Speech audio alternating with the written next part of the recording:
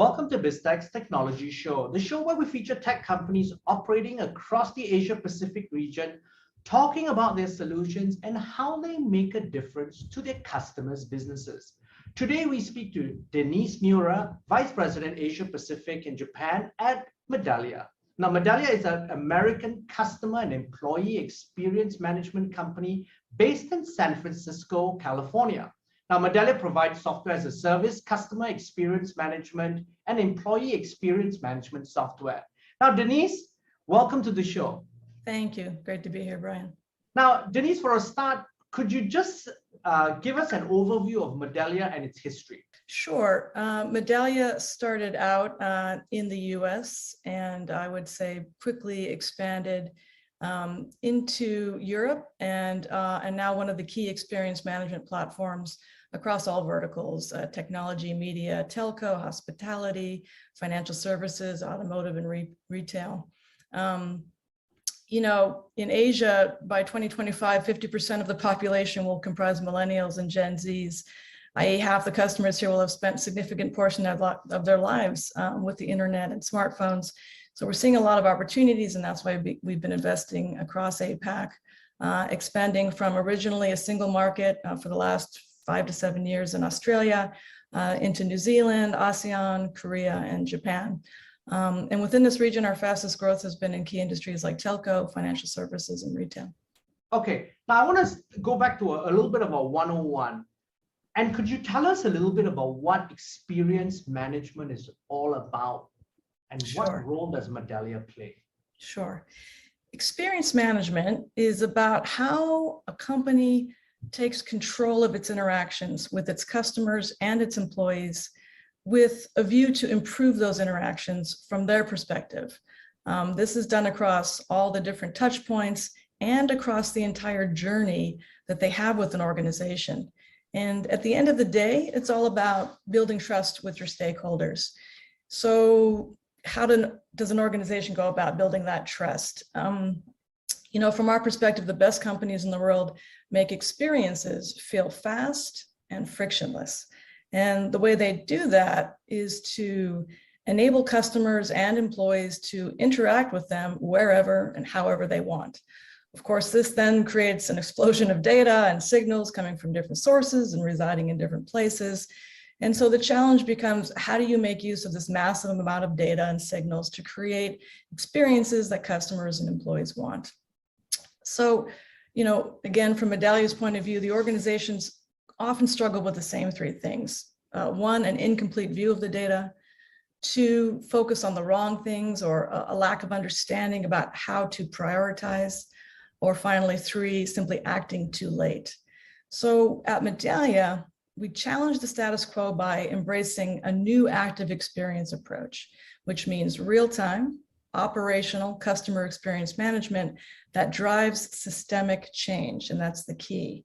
We focus on how to solve and enhance customer experience in the moment versus simply using CX and EX programs for backward-looking measurement and analysis. Can you give us a specific example of how you do that real time? So for example, you know, customers of ours who are making use of the digital program can be in live contact with their clients. You know, a hotel guest can, you know, text message the need for the heat to be adjusted or hot water or an extra pillow, and somebody showing up in real time versus, you know, making the traditional call down. Somebody can be unhappy about something, and that gets routed to the right place within the organization so that the right person can respond in real time. Okay, and that's really definitely enhancing from a hospitality perspective, the whole customer experience. Right. How about in other industries? Could you give us some example, perhaps in the financial services industry or some other industries where customer service is really part of that whole DNA of those organizations? Yeah, one really interesting example that has surfaced here in Japan, where I'm based, through the pandemic is, you know, prior to the pandemic, something like the insurance industry operated in a very traditional sense. I mean, selling insurance was a door-to-door operation, and things like claims processing and management, again, face-to-face going into a bank or an insurance office. And that all has gone from about less than 20% digital to about 100% digital. And so being able to respond to claims customers in real time and get those claims processed faster and more accurately, provides a better experience for the customer, reduces inefficiencies within the organization, reduces costs. So, every industry is seeing opportunities to automate and to optimize, and at the same time to improve that customer experience and increase customer loyalty. So, and so obviously, and you hit the nail on the head, I think the whole COVID experience globally has forced companies to rethink the way they engage with their customers and their employees, and obviously then reach out to solutions like yourself to help them in this journey. Could you kind of give us a perspective of how this landscape has changed? And you've used some examples already, but how does this compare to more mature markets like the US where Medallia is based? I would say that within our region, you would see a spectrum. So it's not that really, I think there's a lot of change happening across different levels of maturity of markets. And, for example, within APAC, Australia, New Zealand, where CX is more of a mature market, they're more focused on automation, things like transitioning from traditional call centers to more digital messaging, real-time access to customers on channels that they're more comfortable with. And then in places like Japan, again, and in the other end of the spectrum, where working from home was simply not anything that was normal here before the pandemic. And so talk about a disruption across all industries in this country and in other regions here as well. Companies scrambling to figure out how to manage staying engaged with their employees, the communications, the well-being, the productivity. So there's a whole, where that wasn't as big of a deal in regions where they were used to having remote workers. In other parts of APAC, where this is something that's brand new, there's a real scramble to figure out how to put tools and technologies in place to be able to stay engaged and to be able to measure and monitor these key aspects of productivity and well-being.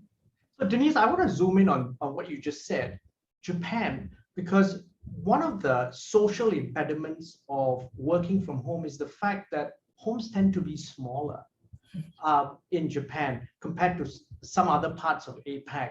Could you kind of share how Japanese companies perhaps then worked through this pandemic and shifted their operating model to this either hybrid or pure remote working model? Yeah, it's interesting.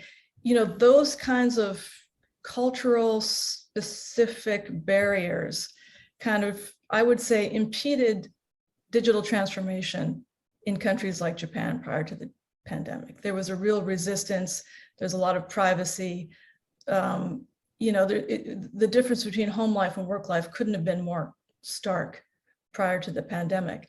And then you have the necessity of everybody, needs to be working from home. And so companies figuring out first from an IT perspective, how to enable that.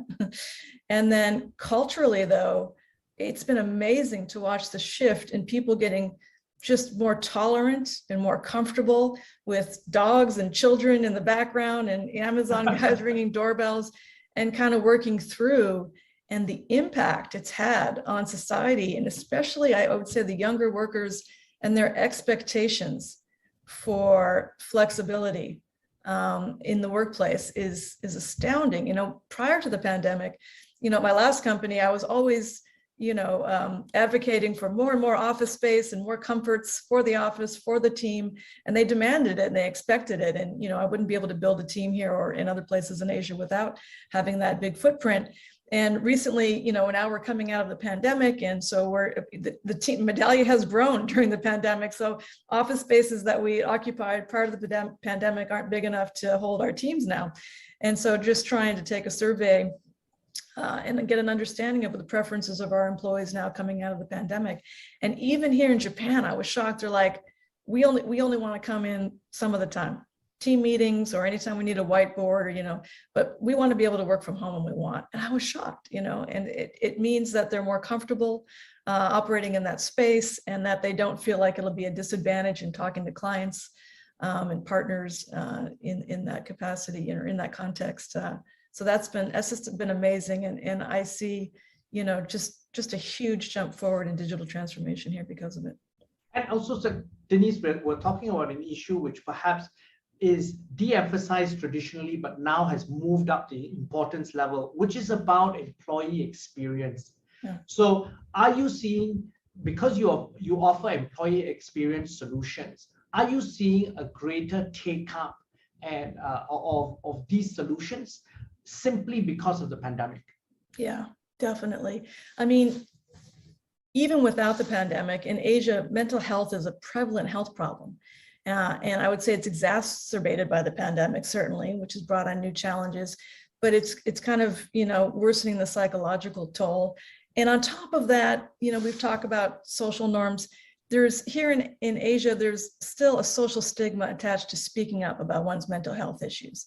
And so there really needs to be a mindset shift. We've just talked about the technology shift and kind of the cultural shift, the mind shift around just what's appropriate for a meeting environment. But there really has to be a mind shift here around mental health issues. Companies need to acknowledge that managing employees' mental well-being is not merely, a checkbox or nice to have. It really affects the performance of the company itself and the bottom line. A tired, frustrated, stressed out workforce affects morale and productivity. And in contrast, a fully engaged and invested workforce is the key to unlocking competitiveness. And so, it's important to pay attention to what employees are saying, what they're doing, what they're not doing, how they're feeling. And this is tough because people undergo a range of emotions, and spotting signs early may be tricky. People react differently under stress. So this is where Medallia comes in. Experience management software, is backed by machine learning and AI, which is designed to catch trigger words or upset tones of a voice if it's a video recording. We can analyze and look for signals that indicate mental health risks that wouldn't be obvious in traditional engagement methods. So in the process, we enable organizations to proactively, address these employees' mental well-being. And that's— Could you give us some examples of that, specific examples of how you've helped organizations perhaps identify things they ordinarily wouldn't have done? Yeah, I mean, so, there's not just traditional surveys anymore. So there's ways to leave, there's chat groups within companies where, people can leave, full text messages.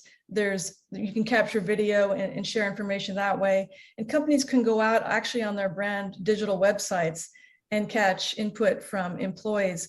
And so taking a holistic view of that, and being able to, you have the identity of your employees internally, and being able to look across the signals they're generating with your organization and being able to flag, to the appropriate person in the HR organization, whatever, this person seems to be at risk. Here's some evidence and here's a recommended action of, sitting down and sending materials depending on the level of, severity, maybe putting them in some training or some classing or coaching, having a sit down one-on-one. So it's not only discovering the information, but able to make a recommendation about the action and then routing the action to the right person in the organization who can address the issue. That's really the full cycle that we focus on. And Denise, I think the bigger picture here is actually the following.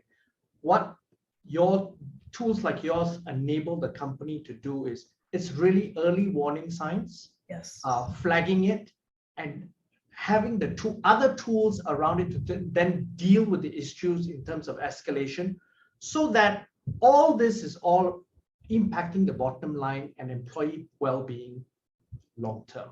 Exactly. You don't always know what questions to ask and who to ask them of, right? So this kind of technology surfaces issues that you might not have been aware were there, and that's really the power of it. Now, you're new to the company, Denise. What are your plans for Medallia in 2022? We really want to meet the demand throughout the region. We're going to be fortifying our ecosystem, building out the partner ecosystem. There's a lot of demand. We can't meet all of that ourselves. So really building the partner ecosystem across the region, getting into more industries. Like I said, we're really strong in financial services and telco and retail. I'd like to get into manufacturing more, pharmaceutical, public sector. So we have a lot of areas that we can grow into. And so it's just being strategic about where we put those heads and make sure we're getting the right messages in the right locations. Now, I want to now zoom in on you. You've been in the tech industry for the past 30 years. You started out as a software engineer with Silicon Graphics at a time when Silicon Graphics was really at its peak. So you're a techie. So talk us through your career starting out from there. Yeah, sure. I mean, if I go back all the way to the beginning, I can kind of draw a straight line to how I ended up here at Medallia. And so I don't know if I'm a glutton for punishment or if I just really am addicted to kind of the adrenaline at being at the forefront of kind of disruptive things happening in the industry.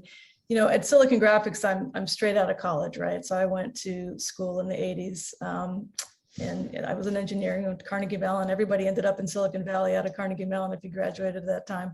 My first employee, just said, was Silicon Graphics. And it was such a rush. You know, you hear kids today at Google talking about volleyball courts and free food in the cafeteria and access to a masseuse. You know, they weren't the first. That started with Silicon Graphics back in the early 90s. In fact, the Google campus is the original Silicon Graphics campus. And so I always just shake my head when I, you know, hear young people talk about, you know, those stories. We were there, even as old timers. But the amazing thing about being at Silicon Graphics at that time is, you know, when I joined the company, it was still before 3D graphics had gone mainstream. My parents had no idea what computer graphics was or why I was joining this company and what the impact would be. And I remember when, you remember, we're about the same age, Clash of the Titans was like, people were amazed by the special effects in that movie, which is really just this stop motion kind of technique, right?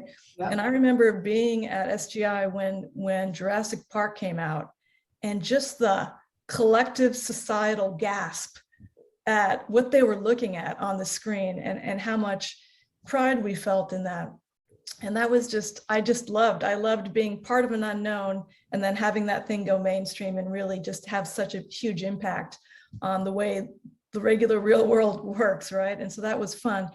And you know, there were still lessons learned as well, though. I mean, after that, I would say, you know, we all got pretty cocky at SGI, you know, it's like pretty proud of ourselves and everything we touch turns to gold and things got a little bit out of control, I would say. And quietly, and then comes Sun Microsystems. Yeah, and then, you know, guess what? You can we had this, you know, the graphics engine so far ahead of any other technology of its kind. But you know what? You can string together commodity hardware and achieve the same thing for probably a little bit less money and open up the market, right? Oops. And so this is something I've been very sensitive to at every company since then is, okay, we're great, but where is the next disruptor coming from? And you know, we have to stay humble. We have to stay hungry and we have to keep looking ahead. And, you know, and from SGI, I went to E-Trade. That was also fascinating, very, very early days of, you know, enabling non-professional traders into the stock markets. And that was a fascinating thing to watch again. Exactly. That's the Robin Hood of the day. Yeah. So that was really fun again and interesting to be on the inside of. And then I went to Blue Martini, which was the first e-commerce platform out there, right? And in fact, that was the company that first brought me to Asia. And again, just, you know, being at the forefront where companies were just trying to figure out how to sell online. They had just finished figuring out how to have a website. And now they're like, oh, how do we sell? You know, and just, you know, how do we create a website? How do we manage a product catalog? How do we manage promotions? And the most rudimentary cookies-based suggested selling. You know, this was before Google. Right. So this is just very, you know, session-based type logic and algorithms. And that, again, was really just an interesting time to be, you know, having been at Blue Martini at that time and then seeing what we're doing today with signals from not only, you know, e-commerce, but so many other platforms. You know, what a difference. It's night and day. And then from Blue Martini, I went to MarkLogic. You know, when I was at Blue Martini and when I was at E-Trade, I was still in engineering capacities. And one of the most frustrating things in both of those companies is that we really wanted to innovate. We had the ideas. We knew what we wanted to do, but the technologies were built on relational database technology, which has a fixed schema. Yes. So it's this big lift of designing the new schema and then mapping and migrating the data over and then doing a big push and a big release. And that's just this, very slow turn waterfall effect. So then I meet Mark Logic. And here, this is before the cloud, before big data, before NoSQL. This is 2004. So this is when we were talking about ASP models. Yeah, absolutely. And here's this company that has a scale out shared nothing architecture. It's schemaless, right? And it's multi-model. I was like, what? And we didn't have any customers yet, but I'm like, if this takes off, this will change everything. This will totally turn the database market on its head. And therefore every application, this will change everything. And of course it did. And that was, and so I've just been immersed in big data for a long time since then. And when you look at what people are doing with big data and all that data integration and harmonization and, insights and AI and ML, when I look at it, most solutions are coalescing around two things: customer 360 and employee 360. So then I meet Medallia and I'm like, oh, these guys are where everybody's trying to get to already, right? Which is, what's customer 360 really? It's how to understand and get inside the head of your customer. What is their experience? How do you build trust? How do you build loyalty? How do you make them an advocate? And I thought this is the next big thing, because with the pandemic, with the huge surge in digital transformation, and just the need, again, with remote workers and with all of these digital interactions with your customers, replacing, especially in APAC, more traditional interactions, there's just going to be a huge demand. People are not going to know where to start. And here's a company that has customers all along that journey and can be real trusted advisors and take them on that journey. And that's where I like to be. I like to be at companies where in many meetings, I'm explaining to you something that you've never heard before, but it's going to be your future really soon. And you better get on board, right? That's an exciting conversation. And then building those long-term relationships is very rewarding. Denise, you've been based in Japan since the early 2000s. Japan is a very male-dominated society, and you're in tech, which is a male-dominated sector. Tell us about your journey really in navigating all of this in the last 2 decades. Yeah. So yeah, people always say, isn't it hard to work in Japan as a woman? And I say, it was a little bit harder in Silicon Valley, to be honest with you.